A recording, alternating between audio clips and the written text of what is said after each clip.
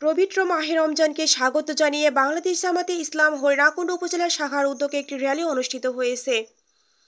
শনিবার বিকেলে হরিণাকুণ্ড কসাইমোড় মসজিদ প্রাঙ্গণ থেকে শুরু হয়ে শহরের প্রধান প্রধান সড়ক পরিদর্শনের মাধ্যমে দয়াল চত্বরে গিয়ে র্যালিটি শেষ হয়।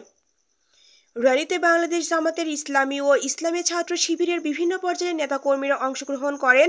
তারা পবিত্র মাহে রমজানের তাৎপর্য তুলে ধরার পাশাপাশি সকলকে ইসলামী অনুশাসন মেনে চলার আহ্বান জানান।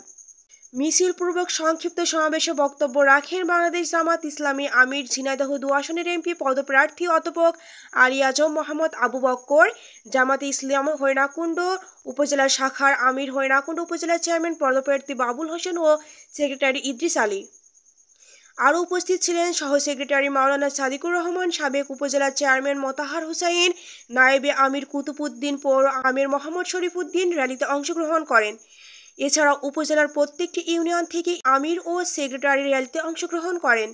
সমাবেশে বক্তারা ব্যবসায়ীদের উদ্দেশ্যে বলেন, মাহে রমজান আত্মসমর্পণ সংযম ও ইবাদতের মাস।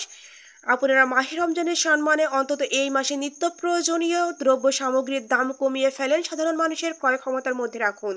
এই সময় তারা আরও বলেন, মাহে রমজানের পবিত্রতা রক্ষা করা প্রত্যেকটি মুসলমানের ইমামি দায়িত্ব। মিছিল থেকে পবিত্র রমজান মাস উপলক্ষে নিত্য প্রয়োজনীয় পণ্য সামগ্রীর মূল্য সাধারণ মানুষদের ক্রয় ক্ষমতার মধ্যে রাখার দাবি জানানো হয়।